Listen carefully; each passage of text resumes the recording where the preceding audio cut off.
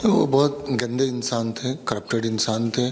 Student लोगों के साथ बदसलूकी करना, जानबूझ कर उनको फेल करवाना। इसके अलावा जैसे बॉडी, डेड बॉडी, तो उनके अगेंस्ट में ये भी गंभीर आरोप लगे थे। डेड बॉडी का जो लावारिस लाश होता था उसके भी तस्करी करते थे कि वो किसी प्राइवेट हॉस्पिटल को, मेडिकल कॉलेज वगैरह को बेच देते थे। संदीप घोष जैसे लोगों का साम्राज्य खत्म होना चाहिए ताकि और कोई मासूम इसके शिकार न हो। जैसे स्टूडेंट लोग को परेशान करना, उनको अपना निशाना बनाना, इस तरीके का जो माफिया राज चलाना, हॉस्पिटल में दुर्नीति करना, करप्शन करना, डेड बॉडी की तस्करी करना, बायोमेडिकल वेस्ट का इलीगल ट्रैफिकिंग करना, तो ये साम्राज्य इनका खत्म हुआ। तो ये जो साठगांठ थी ये खुलकर सामने आ गई। हमारे साथ हमारे सहयोगी जतिन जुड़ रहे हैं, लगातार स्टोरी को कवर कर रहे हैं। जतिन, आपके पास हम आएंगे, जरा समझेंगे जिस तरह से आज पूरा दिन रहा है। आज भी बहुत बड़ा दिन रहा है क्योंकि संजय रॉय से भी पूछताछ हुई, संदीप घोष को लेकर भी खुलासे हुए, और ये दोनों क्या कर रहे थे, इनकी पूरी साठगांठ लगता है थी, तभी सीबीआई बहुत तेजी से इन्हें पकड़ रही है, इनके हर झूठ को पकड़ रही है, इससे पर्दाफाश कर रही है।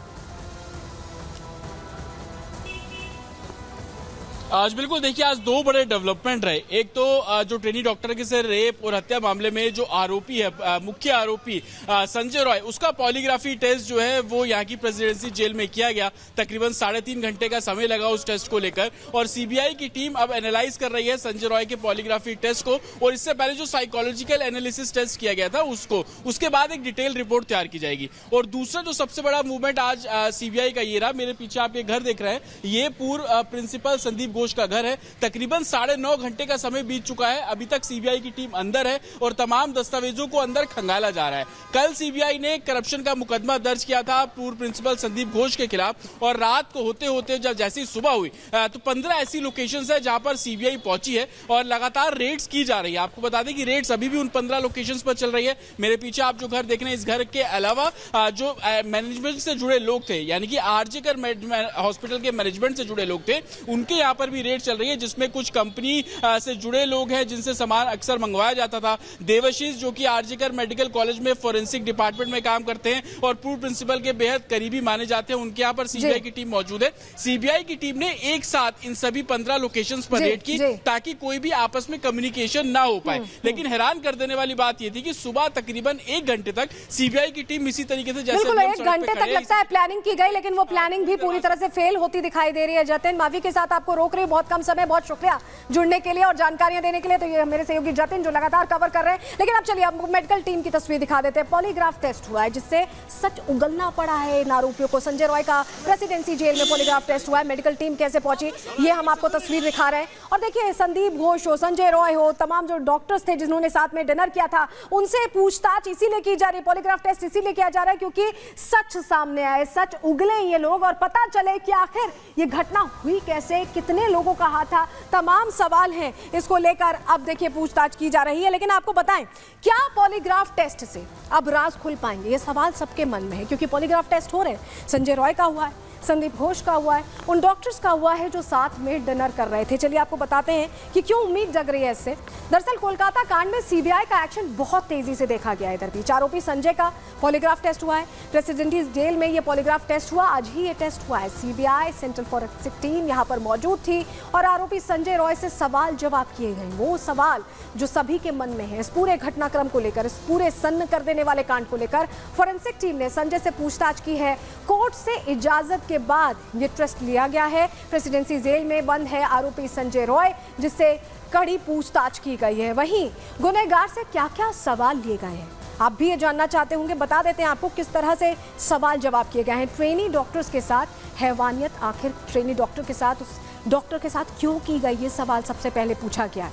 हत्या के वक्त उसके साथ और कौन था, क्योंकि ये शक जाहिर किया जा रहा है कि ये अकेले संजय के बस की बात नहीं, इसमें और लोग भी इन्वॉल्व हैं जिन्हें बचाया जा रहा है, छुपाया जा रहा है।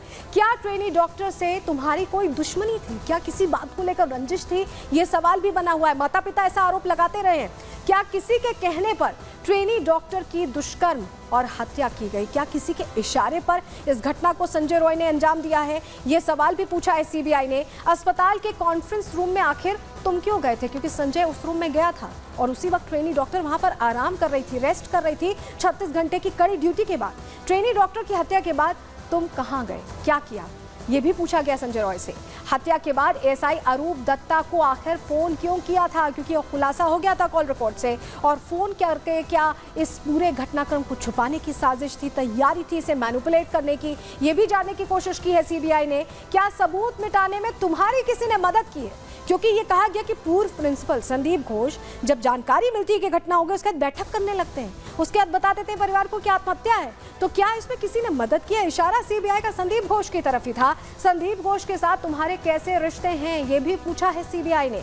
क्या इस मामले में संदीप घोष ने तुम्हारी मदद की है, जिसका शक सबसे पहले जाहिर किया जा रहा है, उसी को लेकर सवाल यहाँ पर पूछा गया। तो देखिए, ये जो तमाम सवाल जवाब किया गया, वहीं प्रधानमंत्री नरेंद्र मोदी ने भी इस पूरे घटनाक्रम को लेकर सवाल खड़े किए और कहा है कि माफी लायक नहीं है। कोलकाता रेप केस पर प्रधानमंत्री का भी रिएक्शन अब आ गया है। उन्होंने कहा है कि दोषी कोई भी हो वो बचना नहीं चाहिए। प्रधानमंत्री ने क्लियर कर दिया कि ये पाप माफी लायक नहीं है।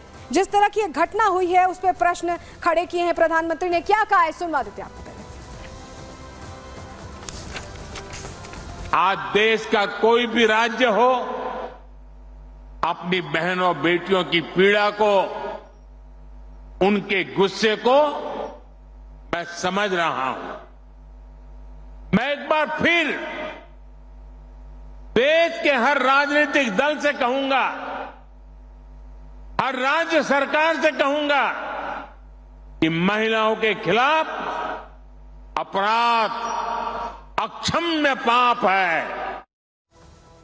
तो प्रधानमंत्री ने भी क्लियर कर दिया है कि इस पाप की सजा ऐसी होगी कि सभी को याद रहे। तो अब पूरे इस मामले में ऐसा लग रहा है कि सीबीआई का जिस तरह से एक्शन चल रहा है, इंसाफ की उम्मीद सभी के मन में दिखाई दे रही है। इसी के साथ आज के लिए प्रहार में इतना ही, फिर होंगे हाजिर, तब तक ले लीजिए इजाजत, नमस्कार।